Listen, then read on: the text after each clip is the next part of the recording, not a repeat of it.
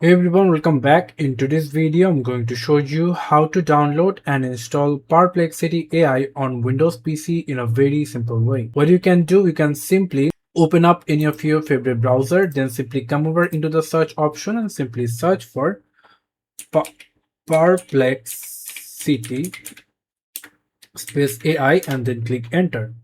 Then you're going to find out this desktop app option. Click on that, and from here you can simply select Windows download. Click on that. After you can simply click on download. It's about 172 MB. After the download complete, you can simply click on this folder icon. Click on Perplexity setup.exe file. Click on it two times to install. Click on run, and now you can see Perplexity installing. Please wait. You can now simply minimize all of your background app, and here is your Perplexity is rightly installed in your computer. You can simply see.